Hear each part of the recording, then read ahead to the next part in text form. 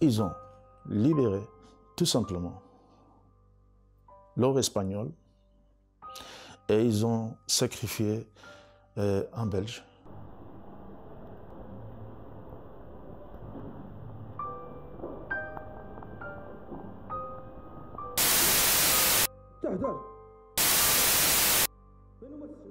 إني ينغ مني في رسناح.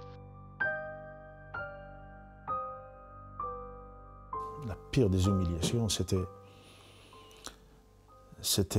le moment où il y a eu la violation anale à base d'une bouteille.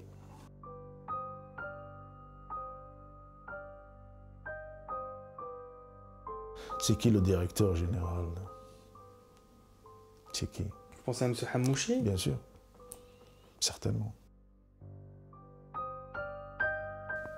Plus les électrocutions qu'ils m'ont faites dans mes testicules, à l'entreprise aussi.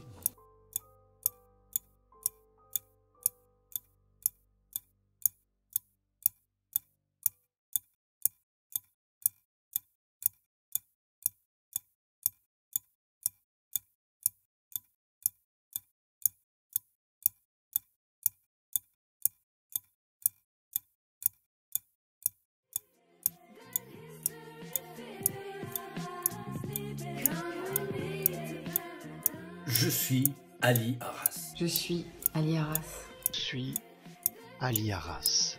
Je suis Ali Arras. Je suis Ali Arras. Je suis Ali Arras.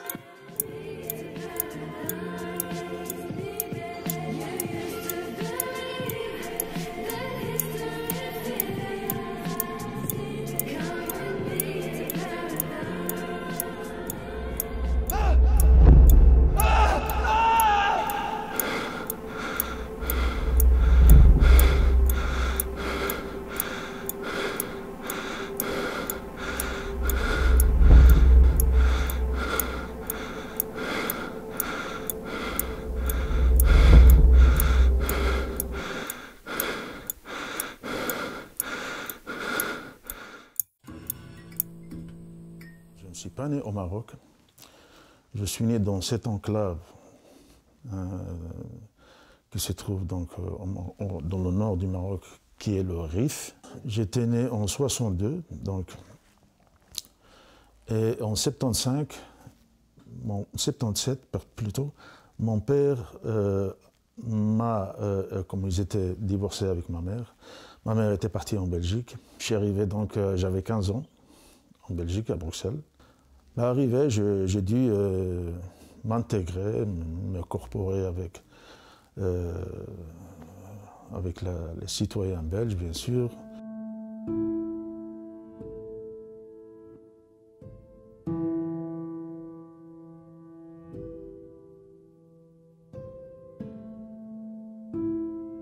Après cette expérience au sein de l'armée belge, vous m'avez dit en préparant cette interview que vous avez fait un autre commerce et que c'est aussi probablement à partir de ce commerce-là que certaines accusations vous sont tombées dessus. Donc ce commerce-là, c'était une papeterie, librairie.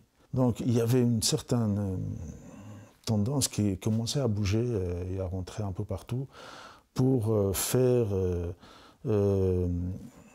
pour consciencier les gens à leur cause, quoi. Donc, mais il y avait des gens parmi eux qui étaient quand même un peu stricts et qui voulaient absolument acquérir des dons, ou sinon te déposer des tracts obligatoirement, ou alors une boîte à monnaie, quoi, donc une tirelire, quoi. C'était des gens qui défendaient quelle idéologie? Ils défendaient une idéologie islamiste.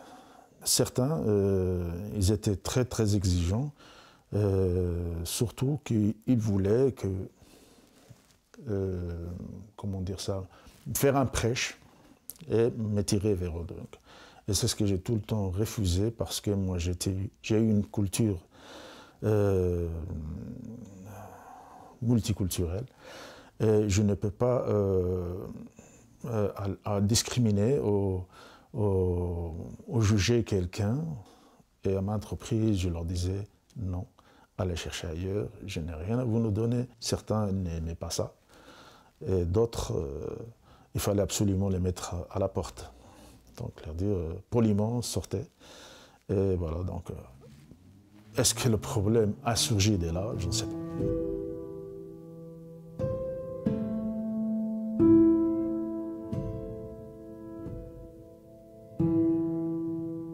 Parce que l'arrestation, elle a été faite sur le lieu de mon travail, donc je conduisais un camion et je transportais tout ce qui est bricollant, de bâtiments, etc. Deux agents se sont présentés chez moi au camion en disant que voilà, est-ce que vous êtes bien à l'IRA? Je lui ai dit oui.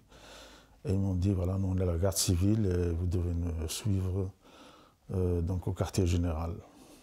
Je leur ai demandé pour quel motif, quelle raison.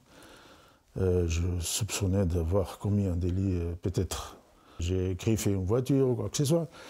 Mais ils me disaient non, il n'y a rien de tout ça, vous devez seulement nous suivre et vous aurez les réponses à vos questions au quartier général.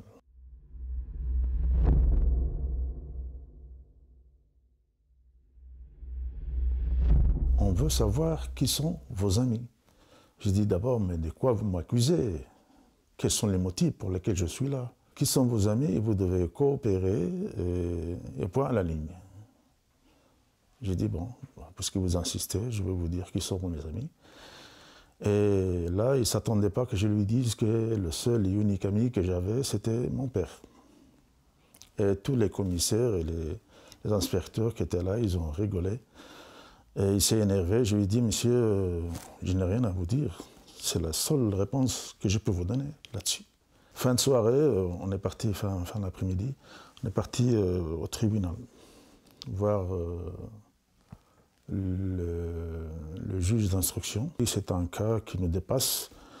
Ce monsieur, il doit aller à Madrid à l'audience nationale.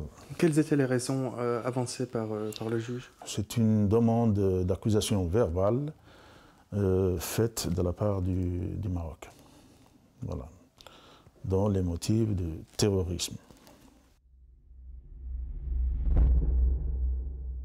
Salle 2, c'est là qu'il se trouve Balthazar Garçon. Lui, personnellement, il m'a dit devant mon avocat que le Maroc vous demande, le Maroc veut vous juger, veut vous questionner, etc., pour des accusations de vente d'armes, etc. Des accusations comme celle-ci qui me tombent du ciel, surtout le terrorisme que je n'ai jamais, que je n'ai toujours été contre, bien sûr. Et plus encore, les ventes d'armes, lesquelles donc, qui n'ont jamais existé et que j'ai toujours plaidé innocent dans toutes ces accusations-là. Je lui dis, monsieur, c'est faux tout ça. C'est faux, ça n'existe pas. Comment vous arrivez à être extradé vers le Maroc alors que le juge avait proclamé un non-lieu? Donc j'étais là durant 2 ans et 8 mois. J'aimerais bien souligner qu'on était arrêté à 2 personnes. On était à 2. Donc cette personne-là, il avait une nationalité espagnole, marocaine. Et moi j'avais une nationalité belge, marocaine. Il avait les mêmes accusations que les miennes. Donc on a fait, moi j'ai fait 2 ans, 1 an et 9 mois. Et le juge a dû trancher et dire que monsieur Mohamed El-Baï, il doit partir tout simplement, donc rentrer chez lui. Et quant à moi, je devais j'ai eu un non-lieu et être libéré dans la logique de la justice. Ce n'était pas le cas. Donc il y a eu l'agent judiciaire qui est venu me faire signer ce document pour être libéré. Je l'ai fait et j'ai dû attendre jusqu'à la fin de la soirée. À ce moment-là, j'ai appelé par le phone de ma cellule les gardes. Ils m'ont répondu qu'on n'avait pas encore des consignes et des ordres pour vous libérer. Donc là, j'ai dit, écoutez monsieur, c'est la fin de soirée, il faut que je téléphone à ma famille ou à mon avocat. J'avais le droit donc à 5 minutes par jour, je l'ai réservé pour ce jour-là. Et j'ai téléphoné, il m'a dit, l'avocat, que M. Arras, vous n'allez pas être libéré, mais votre dossier, il n'est plus entre les mains de la justice, il est entre les mains du gouvernement. C'est lui qui est en charge de votre dossier. J'ai dit pourquoi? Il m'a dit parce qu'ils veulent tout simplement vous extrader. Ils veulent vous extrader au Maroc. Et là, bien sûr, j'ai entamé une grève de la faim pour démontrer mon mécontentement et mon désaccord à cette injustice. Donc, ils ont libéré tout simplement l'or espagnol et ils ont sacrifié un Belge qui a à maintes reprises, depuis son incarcération, écrit et encore écrit à l'ambassade belge pour qu'elle intervienne dans mon cas et pour qu'il porte assistance à son citoyen. Il n'y a aucune réponse, rien du tout. Avant que nous arrivions au Maroc, Ali Arras, selon vous, selon votre grille de lecture et votre analyse, pour quelles raisons ils ont justement libéré ce Maroco-espagnol et vous, ils vous ont extradé vers le Maroc? Oui. Pour quelles raisons vous pensez? C'est le terrorisme. Je pense que le cas du terrorisme, il n'y a pas de loi. Ils avaient le droit de faire ce qu'ils voulaient de quelqu'un qui n'était pas encore condamné, premièrement, et deuxièmement, aucune preuve de charge sur lui. Et encore dans mon cas, je me suis en sorti avec un non-lieu. Donc là, je me demande pourquoi. Pourquoi est-ce qu'ils m'ont sacrifié? Pourquoi est-ce qu'ils voulaient absolument m'envoyer au Maroc? Et donc finalement, c'est ce qui arrive. Et pouvez-vous nous préciser la date exacte de votre extradition vers le Maroc? Enfin, depuis l'Espagne vers le Maroc, c'était quelle date?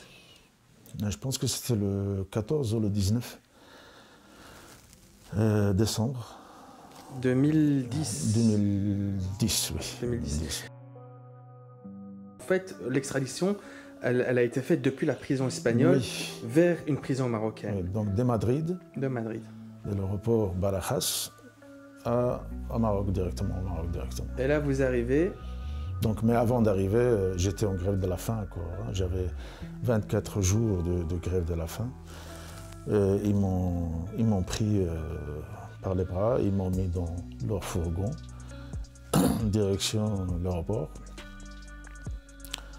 Et là, j'étais vraiment très très faible.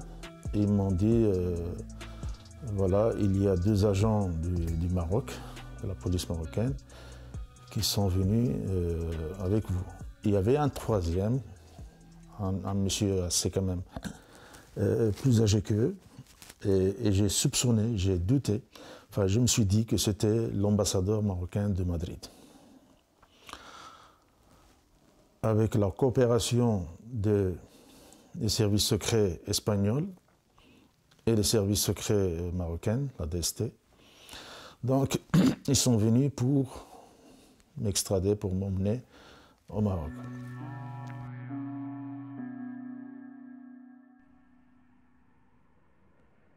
Direction Rabat.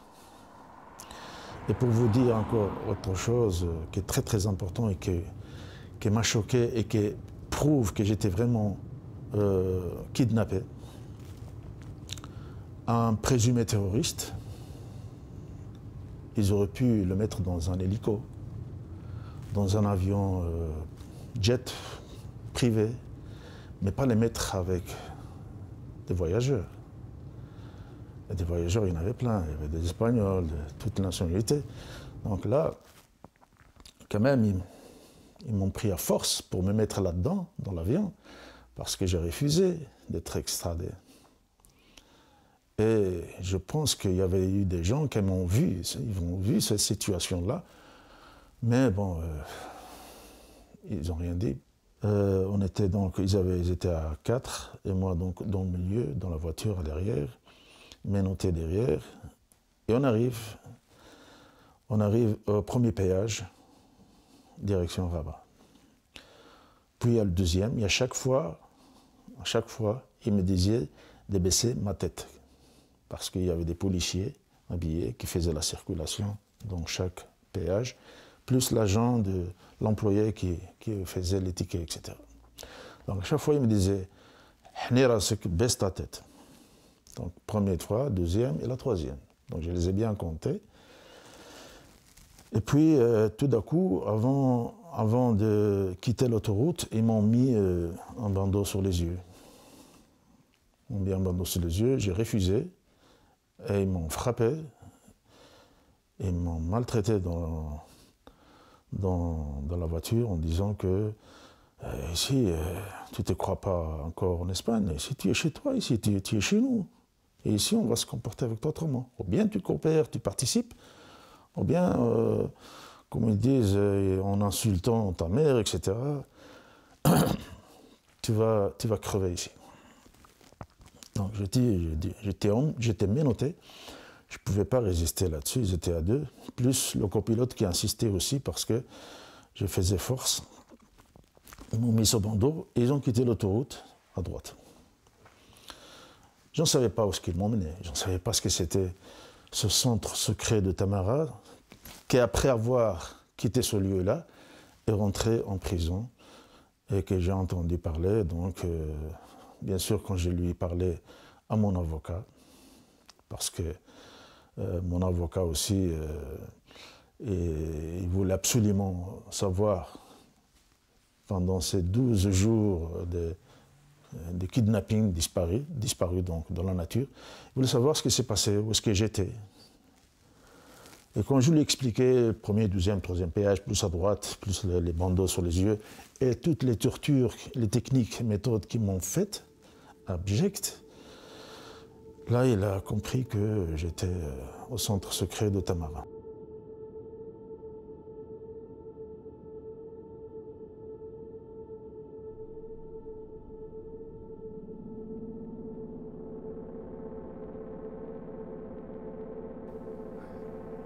J'ai une question que je vous ai posée lorsqu'on a préparé cette interview. Et j'aurais voulu, Ali Arras, avec vos mots, avec vos sentiments, avec vos émotions, que vous nous décriviez, que vous décriviez aux internautes et aux gens qui verront cette vidéo, une séance de torture, dans ce qu'elle a pu être blessante, dans ce qu'elle a pu vous heurter, dans ce qu'elle a pu vous humilier. C'est des moments très très durs, hein. Je peux pas... Et ce sont 12 jours de torture, jour et nuit, sans cesse. Et en plus, j'étais en grève de la faim. Donc, je vous laisse un peu imaginer cette situation dans laquelle j'étais. Et humilié, la pire des humiliations, c'était le moment où il y a eu la violation anale à base d'une bouteille, plus les électrocutions qu'ils m'ont faites dans mes testicules, à l'entreprise aussi. Et en parallèle de tout ça, les insultes abominables à ma maman, à ma famille, même ma fille. C'était des gens, enfin, je ne peux pas dire ça que c'est des gens, ce sont des créatures qui sont des mercenaires qui ont été préparés pour ce genre de techniques, des pratiques très très horribles. Si vous n'avez pas une conviction en vous, une confiance en vous, et une foi quand même, il feront de vous un animal. Parce que c'était sans cesse, il s'est remplacé. Il s'est remplacé jour et nuit. Et à chaque fois, il fallait recommencer à leur répéter les questions qu'ils vous ont posées depuis le premier jour. Et ils ont écrit, ils ont mis ce qu'ils voulaient.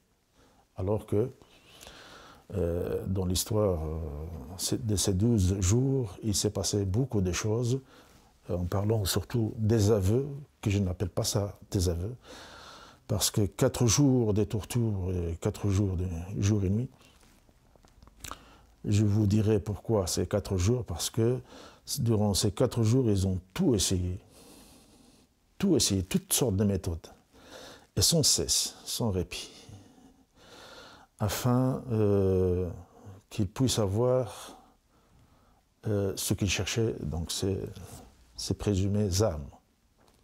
Et j'ai insisté, je leur disais, ça n'a jamais existé des armes. Les armes, vous vous trompez sur moi. Moi, je suis quelqu'un qui a bossé, qui travaillait, voilà mon histoire, etc. Donc les armes n'ont jamais existé. Donc là, quand j'ai vu, j'étais dans un état déplorable, que je n'avais plus de force, je leur ai dit, donc j'ai imaginé. Donc là, on revient aux aveux. J'ai imaginé un scénario, j'ai imaginé une scène pour leur faire convaincre que ces armes-là, elles se trouvent près de Nador, donc chez une famille très proche à mon père. Et ce scénario-là, j'ai pensé, j'ai dit, bon, je vais leur dire que cela, ça se trouve chez ma tante.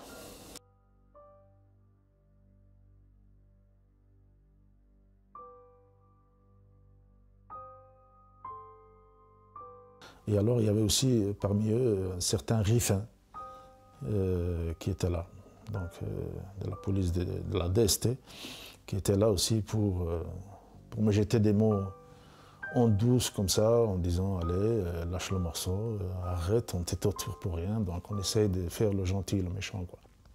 Donc après leur avoir dit où se trouvaient ces armes et qu'il y a eu confirmation avec les autres agents de la DST qui se trouvaient à Nador, ils ont décidé d'y aller.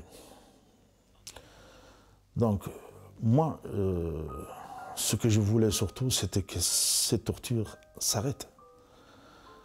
S'arrêtent, ne soit que pour ce moment-là d'aller, qu'ils aillent chercher ce qui n'existe pas. Ils m'ont mis un djellaba noir comme ça, afin que personne puisse me reconnaître. 7 heures, 8 heures de trajet. 7 heures et 8 heures de trajet, c'était un soulagement incroyable pour moi. Donc pour moi, c'était relaxant, c'était super. Et en plus, ils sont partis en se présentant gentiment. Voilà, tu as participé, tu as coopéré avec nous, c'est comme ça qu'il faut faire. Ça ne sert à rien de cacher ce que nous, on va découvrir. On a nos méthodes, on a nos techniques. Tu vas cracher, alors tu as bien fait, voilà, c'est fini. Tout ça, c'est fini. Maintenant, on va aller chercher ce qu'on a, ce que tu as caché, et voilà, on va classer l'affaire. Ceux qui étaient avec moi à gauche et à droite, je les ai reconnus, leur voix, et je les ai vus. Donc j'ai vu leurs yeux, j'ai vu leur visage, et jusqu'à aujourd'hui encore, je ne l'oublierai jamais. Et bien sûr, une fois arrivé là-bas sur place aussi, j'ai vu pas mal de visages, je les connais, et je n'oublierai jamais ces yeux. C'est une façon à moi d'enregistrer. On rentre dans la maison de ma tante, et ils m'ont dit où sont cachées ces armes. Je lui ai dit dans cet arbre-là, et à côté, il y a un autre arbre, mais c'est celui-là. C'est sûr? J'ai dit oui. Donc ils étaient déjà partis équipés, avec un marteau-piqueur, des pelles, des pioches. Ils sont allés pour vraiment creuser. Le premier trou, il leur est arrivé jusqu'au l'abdomen ici. Ils n'ont rien trouvé, ils ont vraiment tout déraciné cet arbre-là. C'est ce qui m'a vraiment fait le plus mal. Quand ils ont découvert qu'ils n'avaient rien, ils m'ont emmené là. Ils m'ont dit, voilà, regarde, il n'y a rien. Ce trou-là, cet endroit n'a jamais été creusé. On a l'expérience, ce trou-là n'a jamais été creusé. Je dis, peut-être que c'est l'autre, excuse-moi. C'était la nuit, et je l'ai mis là. Peut-être que c'est de l'autre. Donc, je vous demande de vous raisonner un peu, et de penser un petit peu la rage qu'ils avaient de chercher ces armes. Ils ne voulaient pas retourner ces armes. Pour eux, ça existait. Pour moi, ça n'a jamais existé. Donc, ils m'ont mis dans la voiture. Et on attendait qu'ils creusent le deuxième. Ils n'ont rien trouvé du tout. Ils sont repartis en m'emmenant avec eux au commissariat proche de Nador. Là, c'était toute la nuit. Donc, sur une chaise, menotté derrière, et ils me frappaient avec un tuyau à gaz sur la plante des pieds. Plus les coups, les pêches, les coups de poing sur le côté droit à gauche de mes joues, plus les coups de pied, et des fois ils me poussaient donc, vers l'arrière et ils commençaient à choter des dents avec leurs pieds. Et voilà, donc ça a duré toute la nuit comme ça. Et ils se relevaient. Donc là, j'ai crié, arrêtez. Ce que vous cherchez, vous ne trouverez pas. Et ça n'a jamais existé. Donc arrêtez de me torturer, arrêtez de me frapper. Si ça existe, ils disent. Si on va le trouver, tu vas nous le dire. Tu vas nous dire où ils sont. Et d'ici, on ne partira pas tant que tu ne diras pas où ils sont. Donc toute la nuit, jusqu'au le lendemain, le petit matin, on est parti. Quand ils ont su qu'il n'y avait rien, on est parti direction Rabat.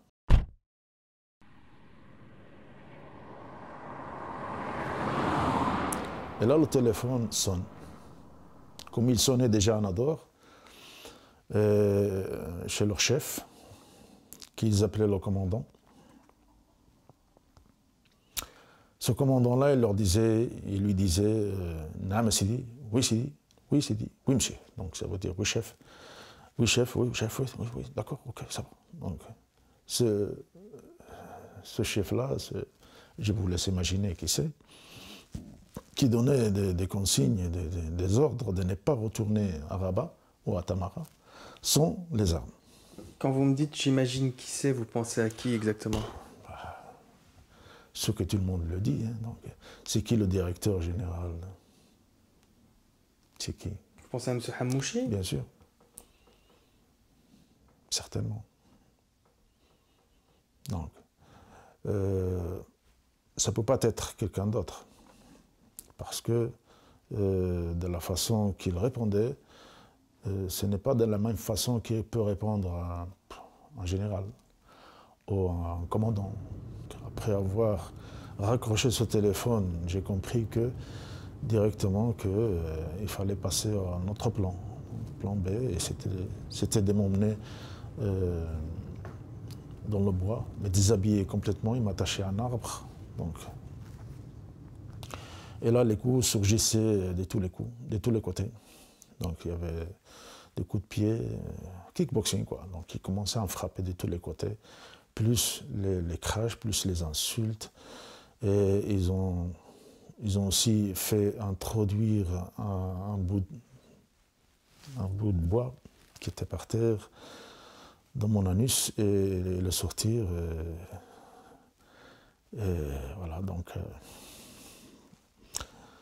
là, ils m'ont détaché et ils m'ont mis par terre, donc ventre par terre, menotté derrière, et ils ont commencé à uriner dessus.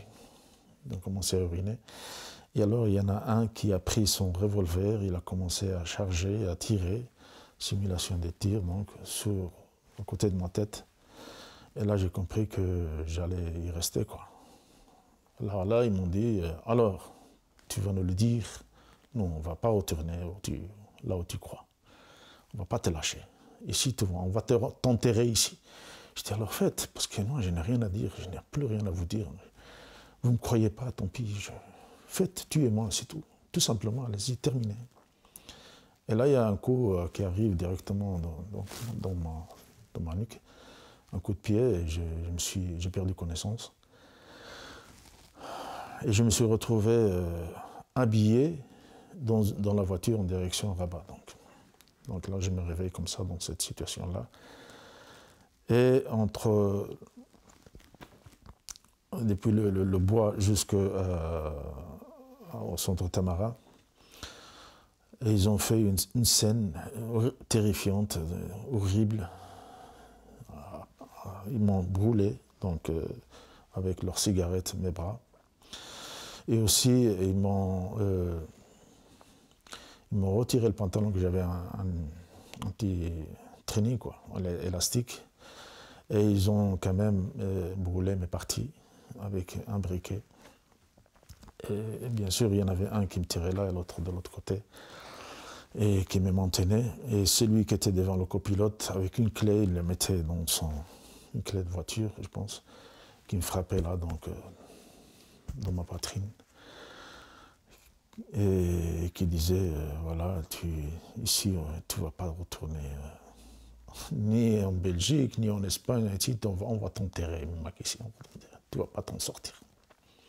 Donc, les insultes, je te laisse imaginer un peu, ceux qui sont habitués à insulter les gens comme des cacahuètes, quoi. Donc là, on se retrouve au centre de Tamara à nouveau,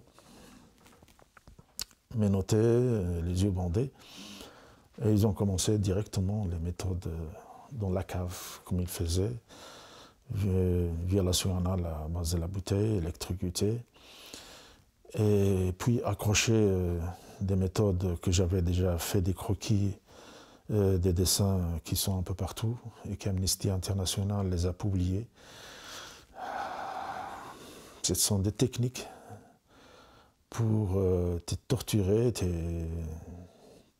te laisser, des fois ils te laissent raccrocher, ils te laissent crier, ils te laissent vraiment dans cette situation-là, jusqu'à ce que tu leur demandes de te la relâcher parce qu'il y a eu une coupure du sang, donc là tu ne sens plus tes bras, les pieds non plus.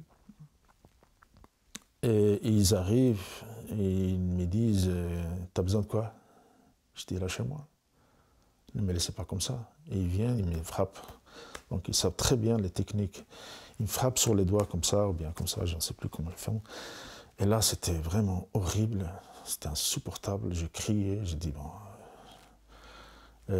ça a duré encore un jour ou deux dans ces méthodes-là.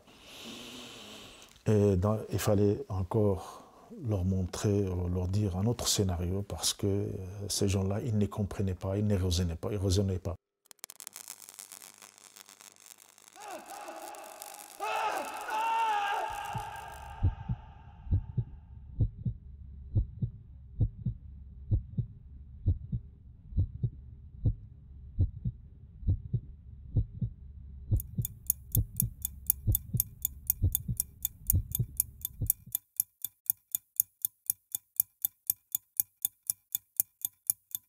Le dernier jour, quand ils ont su qu'il n'y avait rien à en tirer et qu'ils se sont trompés sur la personne, je pense, ils m'ont fait monter à l'étage. Ils m'ont fait monter à l'étage, ils m'ont dit voilà, tu vas t'asseoir sur ce salon-là, tu t'assis là et tu regardes juste en face de toi. On va te retirer le bandeau et tu vas regarder en face, tu regardes ni à droite ni à gauche. Au moment où ils m'ont retiré, je vois un salon phénoménal. Un luxe incroyable, tout est en cuir, les murs bien peints, bien réglés, les rideaux luxueux. Donc j'ai directement tout focalisé. Mais la première chose qui m'est apparue aux yeux, c'était la photo le cadre de Mohamed VI, qui était juste devant. Donc là, je me disais, est-ce que je suis chez lui? Est-ce que je suis vraiment kidnappé? Est-ce que je suis vraiment kidnappé? Est-ce que j'ai vraiment été kidnappé? Est-ce que je méritais tout ceci? À partir d'aujourd'hui, à partir de ce moment-là, où je suis là? Pourquoi est-ce qu'il me traite maintenant comme ça? Pour quelle raison? Ce sont des questions qui surgissent en quelques secondes, mais tout de suite, donc, ils m'ont baissé les bandeaux sur les yeux. Ils m'ont dit, maintenant, c'est quelqu'un qui va te parler, c'est un RIF, il va te parler. Il s'approche à mon oreille droite.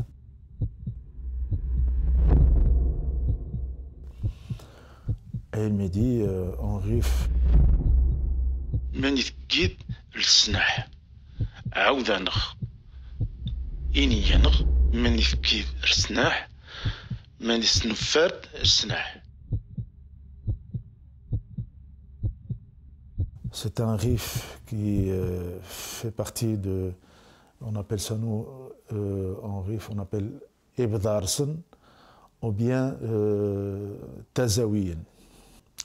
Et il m'a dit à l'oreille, en susurrant, dis-nous où sont ces armes.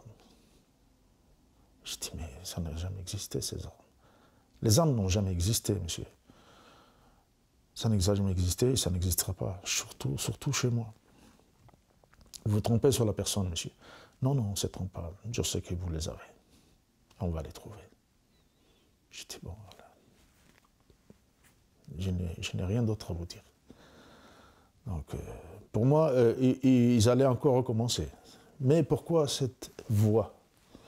Pourquoi cette personne? J'aurais bien une fois entendre la voix de ce... parce que ça m'est resté gravé dans la tête. J'aimerais bien entendre une fois le ton de ce Hamouchi. C'est peut-être lui. J'en doute pas.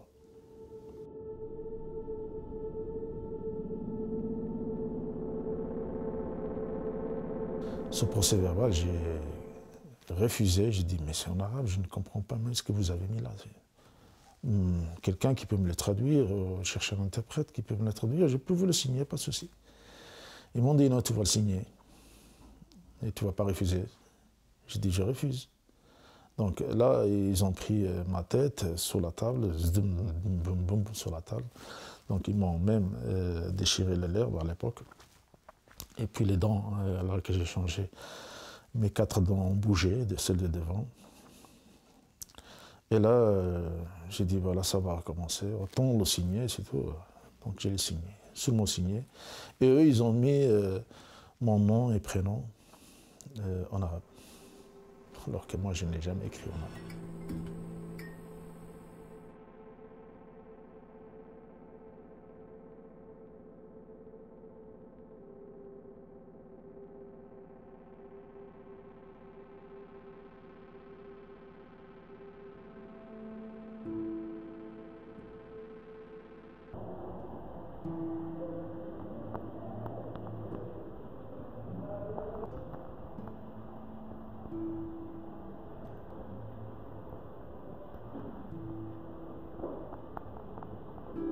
On a violé ma dignité, aussi mes droits. Surtout dans mon pays qui est censé adhérer à toutes ces conventions, les droits de l'homme et la vie et la dignité humaine. Je ne sais pas jusqu'à quand est-ce que ça va encore traîner. Je ne sais pas comment ça va se terminer.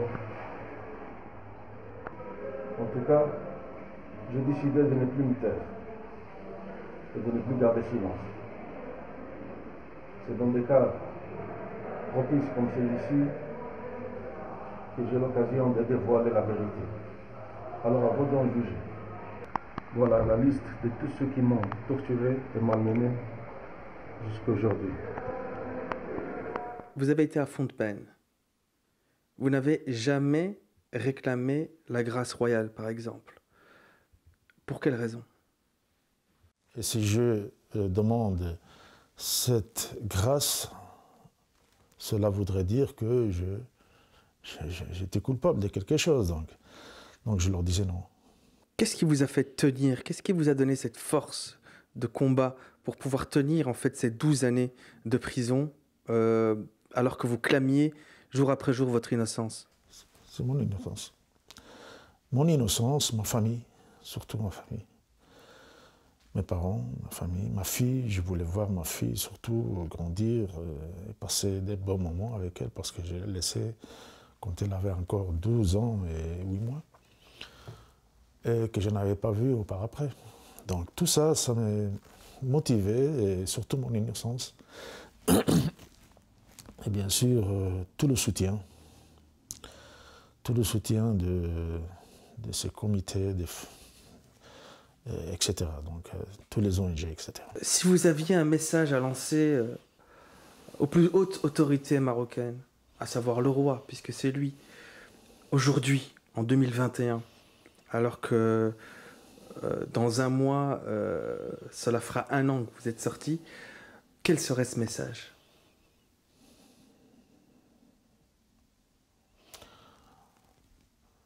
Disons le message que moi je vois personnellement, que j'ai toujours pensé lui dire, même en prison, c'est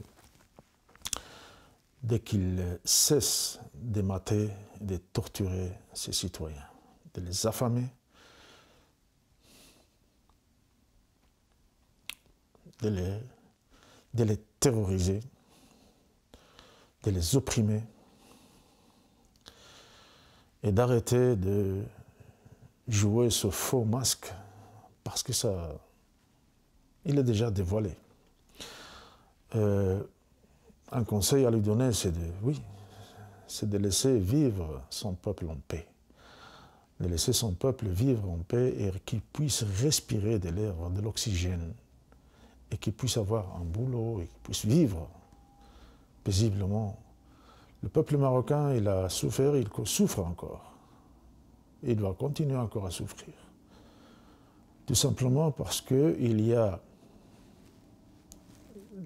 Mohamed VI et ceux qui sont avec eux, le Marzen, qui essayent de maîtriser et surveiller surtout leur intérêt personnel. Tout ça, bien sûr, en laissant son peuple crever.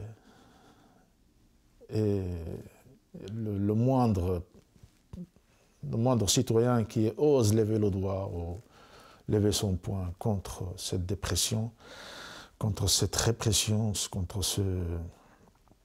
ces injustices, tout simplement, ils le mettent en prison. Avec des motifs, comme vous voyez déjà, donc, il y a eu des prisonniers politiques, il y a eu des prisons d'opinion, des artistes qui leur ont collé une affaire. C'était extravagant, donc des motifs comme ça. Moi, personnellement, je n'arrive pas à la croire, parce que comment ils appellent ça, c'est leur méthode. C'est une méthode abominable, c'est une méthode qui...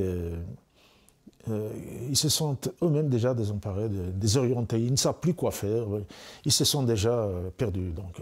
Mais malgré ça, ils utilisent donc la matraque, la torture, et en terrorisant bien sûr les citoyens.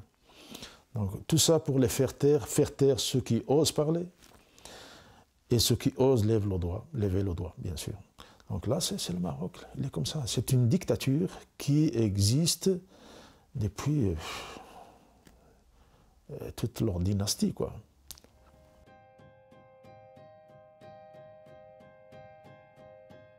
Si j'étais en difficulté à l'étranger, la Belgique viendrait-elle à mon secours? Si j'étais arrêté, torturé, condamné à des années de prison pour des faits que je n'ai pas commis, mon pays interviendrait-il en ma faveur? Un de mes concitoyens est emprisonné au Maroc sans que son pays, mon pays, la Belgique, ne fasse quoi que ce soit pour lui venir en aide. En 2010, pourtant, l'Espagne décide de l'extrader vers le Maroc, où il sera sauvagement torturé. Enfin, tout comme le groupe de travail de l'ONU sur la détention arbitraire, nous exigeons la remise en liberté immédiate d'Ali Arras. Aucun homme ni aucune femme ne devrait être torturé et injustement condamné à de longues années de prison. De plus, tout citoyen belge doit pouvoir bénéficier de la protection consulaire de son pays, quelle que soit son origine. Je suis Ali Arras. Je suis Ali Arras. Je suis Ali Arras. Votre durée de détention aura vu Steve Van Akkere et Didier Reynders, ministre des Affaires étrangères.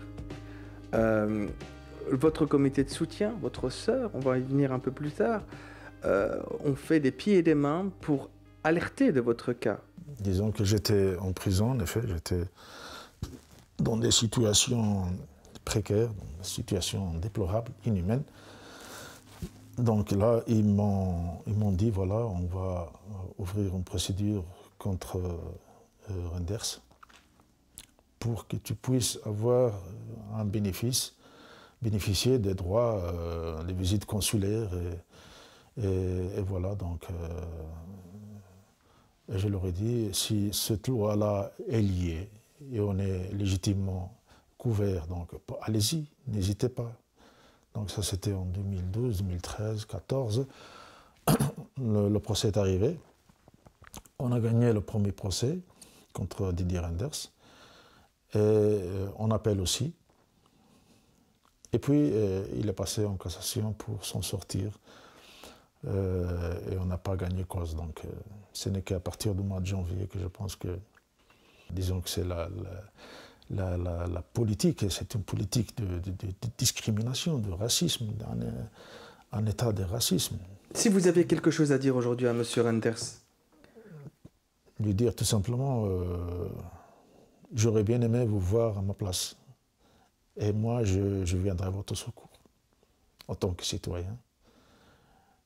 Oui, je viendrai avec mon corps et mon âme venir à votre aide. Et en regardant, et en laissant de côté la diplomatie, en laissant de côté cette politique pourrie, hypocrite. J'appelle toute personne consciente à s'alarmer et à intervenir pour Ali. Mais surtout, s'il vous plaît, à tous les Belgo-Marocains, réveillez-vous, cette affaire, cette horrible affaire qui est arrivée à mon frère pourrait arriver à n'importe lequel d'entre vous. Il est temps de se réveiller, il est temps de réagir. C'est une affaire abominable. Autant Ali est laissé à ce mutisme général, autant cela pourrait vous arriver à vous, et croyez-moi, vous aimeriez bien qu'on intervienne pour vous. Faites le nécessaire, réagissez auprès du cabinet de M.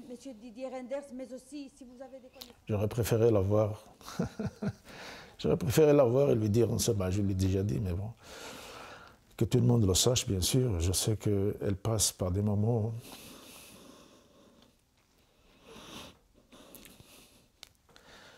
Je sais qu'elle passe par des moments très très difficiles, très durs. C'est 12 années de combat acharné. C'est très dur pour une femme qui a dû tout abandonner, tout laisser, son foyer, son mari, ses enfants, pour donner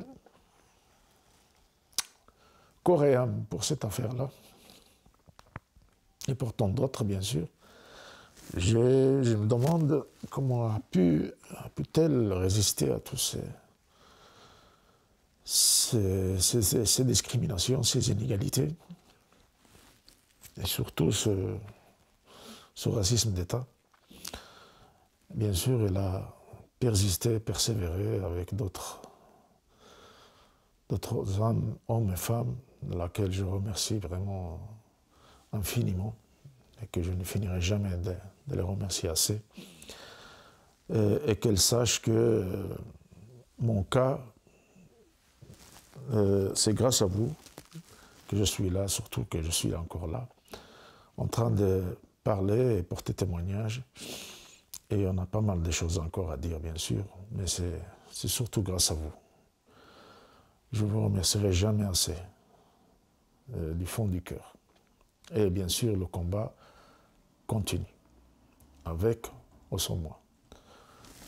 Voilà.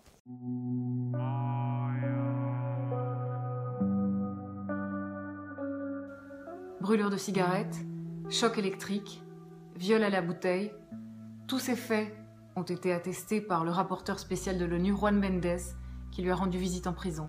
Nous demandons aux affaires étrangères belges d'intervenir en sa faveur. La Belgique doit exiger la fin des mauvais traitements qu'Ali subit en prison et lui accorder des visites consulaires à raison d'1 fois par semaine, comme l'y oblige l'arrêt de la Cour d'appel de Bruxelles.